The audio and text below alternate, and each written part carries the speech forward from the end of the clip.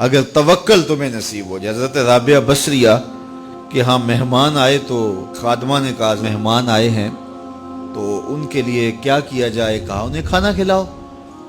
تو کہا کہ صرف ایک روٹی پڑی ہوئی ہے تو مہمان 4-5 ہے، کم از کم 8-10 روٹیاں چاہیے. تو فرمایا اچھا اس روٹی کو اللہ کی راہ میں خیرات کر دو. تو خیرات کر دیا گیا. تھوڑی دیر کے بعد دروازے پہ دستک ہوئی. من الباب، دروازے پہ کون ہے؟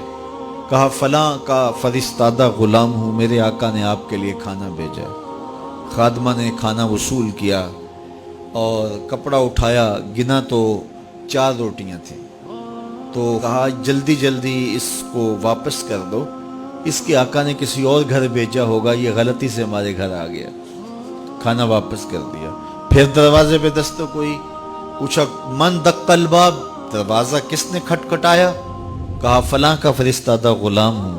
خادمہ نے کھانا وصول کیا. حضرت رابعہ نے کپڑا اٹھایا تو گنا تو 6 روٹیاں تھیں. کہا اس کے آقا نے کسی اور ہاں بھیجا ہوگا، یہ غلطی سے ہمارے گھر آ گیا. کھانا واپس کر دیا. پھر دروازے پہ دستک ہوئی تو پوچھا دروازے پہ کون ہے؟ کہا فلاں آقا کا بھیجا ہوا غلام ہوں. اور انہوں نے کہا یہ کھانا حضرت رابعہ کو دے کے آنا ہے. تو خادمہ نے وصول کیا. حضرت رابعہ نے کپڑا اٹھایا، گنا تو 10 روٹیاں تھیں.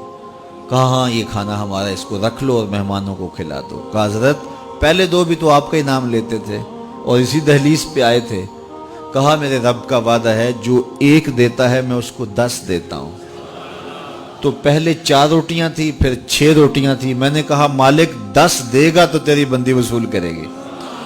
تو اگر اس پہ توکل قائم ہو جائے، اس پہ بھروسہ قائم ہو جائے، وہ وہاں سے دیتا ہے جہاں سے بندے کو گمان بھی نہیں ہوتا. تو جب انسان اللہ کے فضل پر توکل قائم کر لیتا ہے تو پھر کام کاج ضرور کرتا ہے، لیکن اس کی زندگی کی جو ٹینشن ہے وہ ختم ہو جاتی ہے. بس وہ جتنا کر سکتا ہے وہ کرے، باقی چھوڑ دے اس پہ، تو پھر وہ خزانہ غیب سے نصیب فرمائے گا.